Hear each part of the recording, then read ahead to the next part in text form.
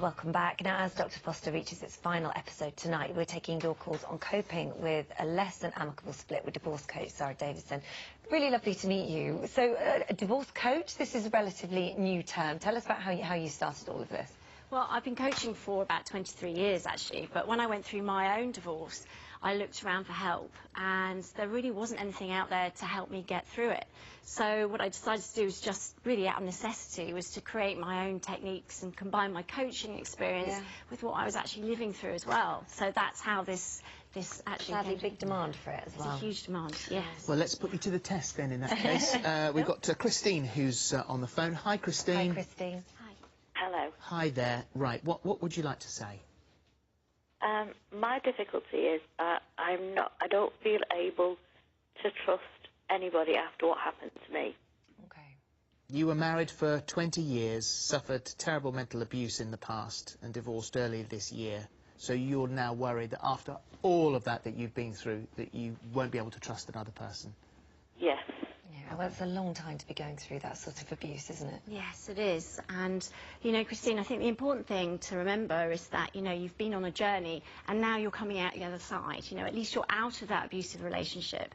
You know, I've seen such an increase in people asking for help about this, because what happens if you have been in an abusive relationship is that your confidence is knocked, you know, your self-esteem and probably your self-worth as well. So, and it's also important to make the distinction that because you had a relationship with this man and it wasn't a healthy relationship, that actually the trust, it's not all about this one person. You know, the relationship you go on to, you can still carry on and trust other people because it was just one person's bad behaviour, and that doesn't mean that everybody else is going to do the same thing. But actually for you, what I'd like you to do is start to take your control back over your life again. You know, and what I mean by that is, you know, start to get back in the driving seat and maybe look back and learn the lessons. Maybe, I don't know if you've educated yourself on the kind of warning signs that you maybe didn't see or ignored when you were getting into that other relationship, and just understanding what they might be so you'll recognise them next time round. Does that make sense? Yes, it does, yeah.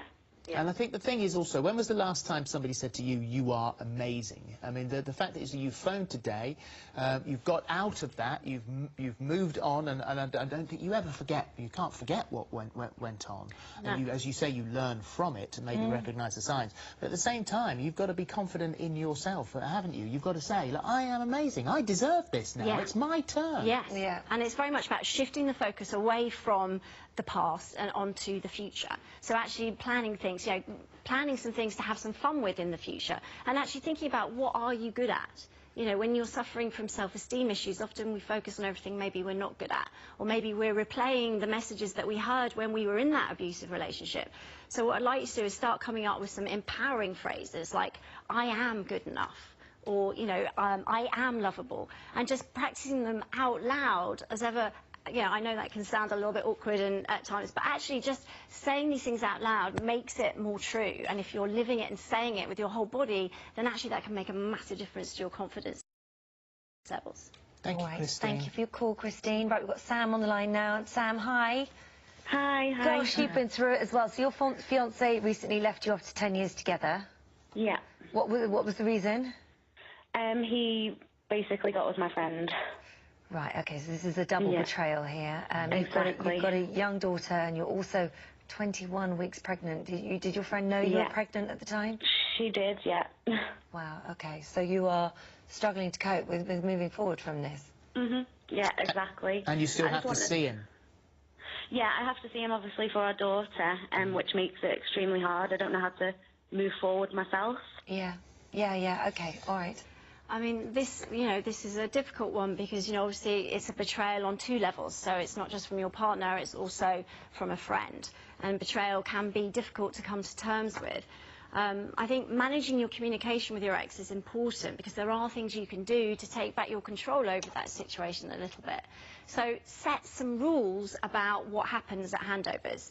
You know, you can play the game on in your terms at this stage. You know, don't feel you have to respond or you have to do anything you don't feel comfortable with. Okay, so what I'd like you to do is maybe set some rules on, you know, the conversation and the amount of time you spend talking to him at the door, maybe when you're doing the handovers. You know, keep personal information to yourself for now.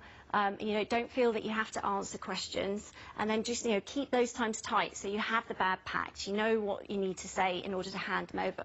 Or even write a little log of what the baby needs so that when you hand over, you don't have to have those discussions, which can often lead to places that you wish they hadn't. And also the fact that, yes, this is a terrible betrayal on two levels, your fiancé and your friend, but you do have your daughter, and there will be another baby, and that is your family. And your focus at the moment, I think, as well, is just looking after you and that baby as well, because, you know, when you're pregnant as well, you've especially got to look after your body and your head as well, because you're going to be very hormonal, emotional, and sometimes that makes all of those decisions so much harder. So I would focus entirely on that at the moment until the baby comes along, and then... And actually, sometimes having a child and having a baby like that will give you a focus and give you a reason to get out of bed in the morning, and you'll get some strength from that.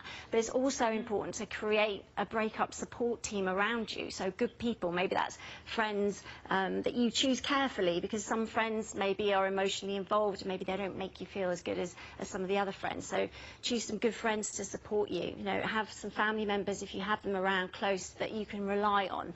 You know, and get the advice you need. You know, if you need help, then ask for help, because that's the first step to coping with things and getting better.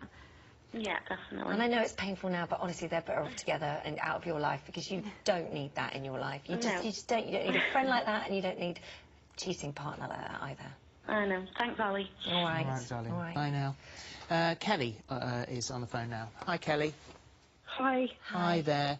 So you were with your partner for 9 years, separated 4 months ago. His decision to leave, so he moved out of the home, went through a lot together, miscarried 4 babies, but finally had their son. Towards the end, they were arguing constantly because would ask him not to drink after the son was born, because she's teetotal.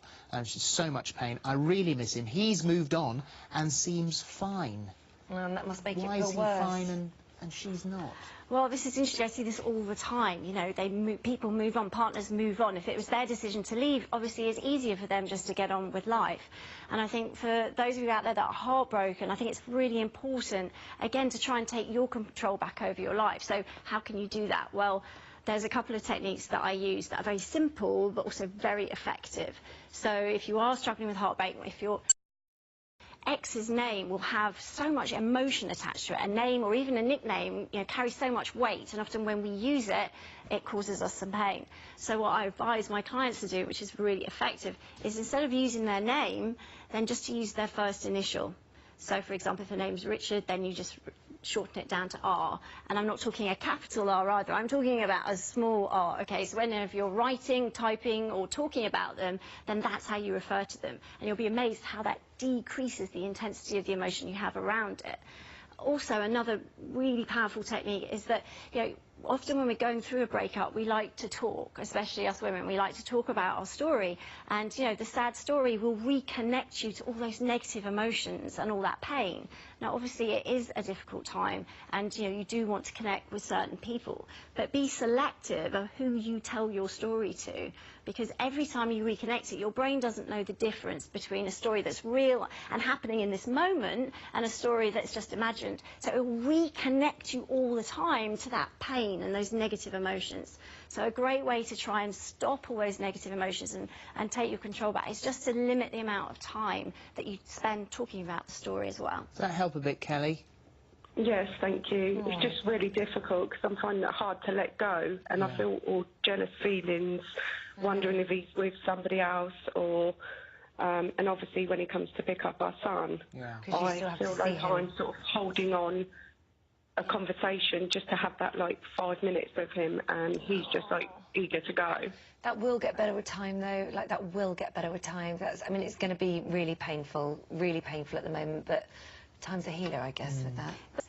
It's important to know that actually grieving the end of your relationship is a natural and normal thing. You know, we have to go through the depression, and it's okay to cry because we want to let those emotions out, but also sort of taking your control back. I think one of the things that I'd say, Kelly, from what you've just said, is that, you know, if you are finding it hard to let go, we all do this. We all look back on past relationships with rose-tinted glasses.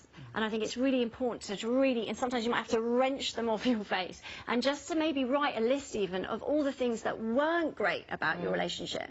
you know, there will be things that weren't great, and I'd like you to focus on that and write those down. Thank you. Thank you. Sarah. Thank you Thank you very very much. much. I hope that helps, Kelly. Thanks Thank you for for all your calling. calls as well. Right, still to come.